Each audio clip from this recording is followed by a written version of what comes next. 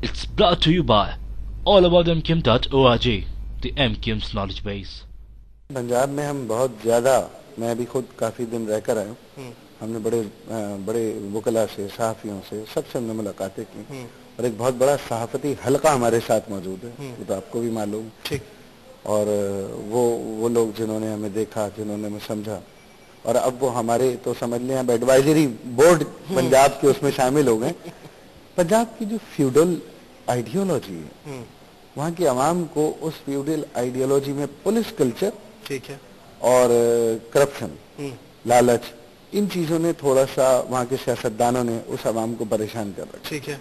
वहाँ की आवाम बड़ी बहादुर, बोल्ड, एनर्जेटिक और बड़ी ही कहते हैं कि अपने ख्यालात को फौरन एक्सप्रेस कर देते हैं बड़ा बोल्डली ना। ठीक।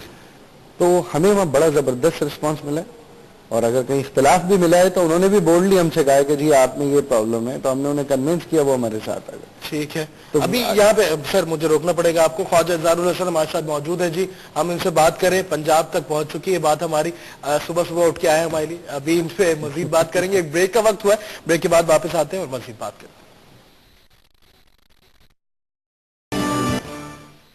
Back in discussion hour, Khawaja Izharul Hasan हमारे साथ बैठे हैं, बड़ी मजे की बातें हो रही हैं। बहुत ज्यादा हमने थोड़ा सा सख्त बात कर ली, थोड़ा सा आपके बारे में पूछ लेते हैं ना जनाब, किस तरह से आए सियासत में, मुत्तहिदा कौमी मूवमेंट कैसे ज्वाइन करी, एमपीए कैसे बने, ये बताइए। एपीएमएसओ से आगाज हुआ। ठीक है। 1987 में मैट्रिक करने के बाद फर्स्ट ईयर में एपीएमएसओ ज्वाइन की। फर्स्ट ईयर में कर ली? फर्स्ट ईयर में किया, सेंट पैट्रिक्स कॉलेज, वहाँ यूनिट था नहीं, यूनिट खोलना था उस वक्त। हम, आपको याद है कि महाजिर कौमी मूवमेंट हमारी मेन स्ट्रीम पार्टी थी। तो एपीएमएसओ के बाद हमने बस एपीएमएसओ वापस पर 89 में एमकेएम ज्वाइन कर ली। ठीक है। क्योंकि वो एक हिदायत आ गई कि जो लोग एपीएमएसओ में वो इलाकों में भी एमकेएम से काम करें। ठीक है। और उसके बाद आज तक इसी तरह से सिलसिला बस वहाँ से शुरू हुआ था। जी हाँ, फर्स्ट ईयर जो। और यही बता दूं कि मुझे इस तहरीक में भेजने में मेरी वालदा की रिकमेंडेशन ज़्यादा मौजूद। आपकी वालदा ने भेजा? मैंने एक दफ़ा उनसे सवाल किया था, कस्बा अलीगढ़ का वाक़या अखबार में पढ़ रही थी और वो दुखी थी, रो रही थी। मैंने कहा ये अब क्यों रो रही, कौन है ये अल्ताफ हुसैन? और तो मैंने कहा ये हम लोगों के लिए बात करते हैं। और बस वो बात उनकी बैठ गई थी। जब एपीएमएसओ का यूनिट खुलना था, मैंने उनसे इजाजत ली कि एपीएमएसओ वो जो आप कहती थी उसका हमारे यहाँ यूनिट खुल रहा है, मैं ज्वाइन कर लूँ। उन्होंने कहा हाँ ठीक है, ज्वाइन कर लो।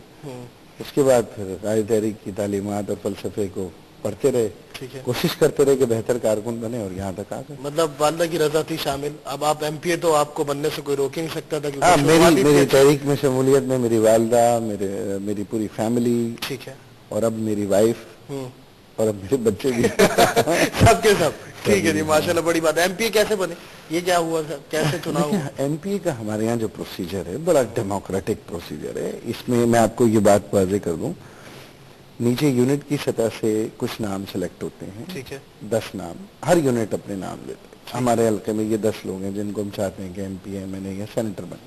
ठीक है। वो नाम फिर सेक्टर जाते हैं। ठीक है। उस सेक्टर में उसमें मशावरत होती है, इंक्वायरी होती है, करप्शन के लिए इंक्वायरी होती है, अखलाकी तौर पे इंक्वायरी होती है, पॉलिटिकल नजरियात, आइडियोलॉजी, तालीम, सब देखा जाता है। सब देखा जाता है, बड़ा मल्टीपल क्राइटेरिया। दोबारा कंटिन्यू करेंगे।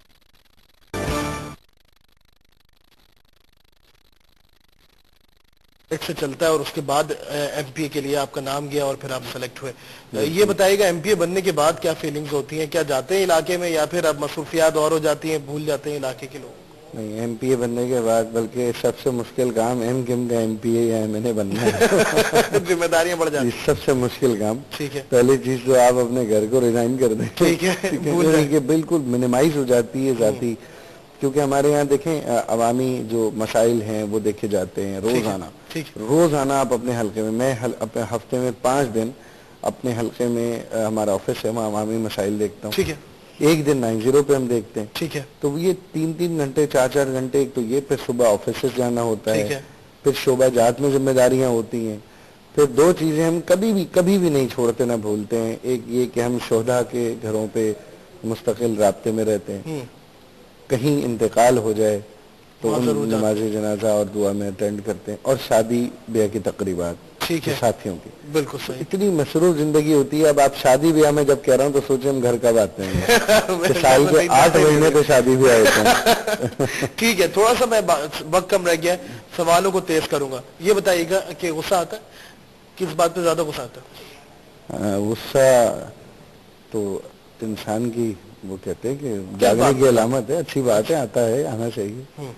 غصہ آتا ہے، بہت کم آتا ہے. ٹھیک ہے. بڑی برداشت ہے، اور بہت ہی دیر میں آتا ہے. ٹھیک ہے، مگر جب آتا ہے تو بہت آتا ہے. ہاں، لیکن غصہ جب آتا ہے تو پھر اکثریت یہ ہوتا ہے کہ پھر ہم خاموش ہو جاتے ہیں. ٹھیک ہے. اچھا یہ بتائیے، ذوالفقار مرزا صاحب کا بیان آپ نے دیکھا تھا، پھر آغا سراج درانی صاحب کا بیان دیکھا. غصے کے حوالے سے بھی بات کروں گا. انہوں نے کہا جی ناظمین اپنے گھر جائیں، بہت ہو گیا، وقت پورا ہو گیا، اب ختم کریں. 31 دسمبر قانونی اختیار ختم ہو جائے گا ناظم کے سسٹم کو.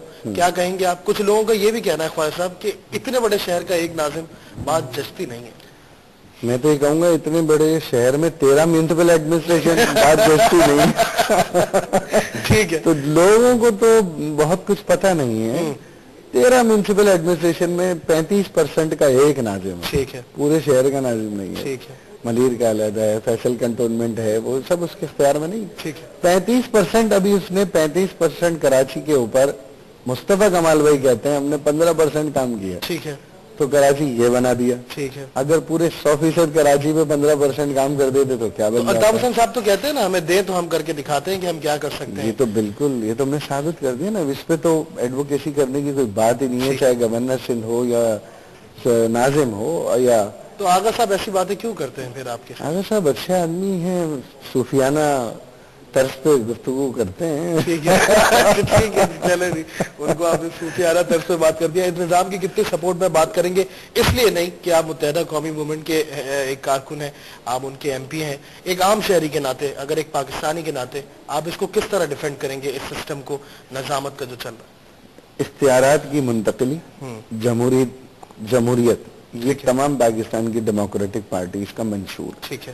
اختیارات تبھی منتقل ہوتے ہیں جب الیکشن ایک تو نچلی سطح تک ہو. ٹھیک ہے. اور وسائل. اختیارات کا مطلب کیا؟ ٹھیک ہے. وسائل نا، پیسہ، وہ منتقل ہو نچلی سطح. یہ جو بلدیاتی نظام ہے یہ ان وسائل کی منتقلی کی نمائندگی کرتا ہے. میں نے آپ سے پہلے بھی کہا کہ مضبوط صوبے مضبوط پاکستان کی علامت ہے. ٹھیک ہے. اور یہ بلدیاتی نظام جس میں نچلی سطح تک کونسلر، UC ناظم اور یونین جنرل کونسلر، خواتین اقلیتی کونسلر، ان کے ہاتھ میں جب فنڈ جائے گا تو وہ اپنی گلیوں، اپنے محلوں ان کو سجائیں گے. ایک MP ایک منسٹر کا کام نہیں ہے کہ گٹر کے ڈھکنے لگوائے یا سیوریج کی لائنیں کھڑے ہو کے ڈلوائے.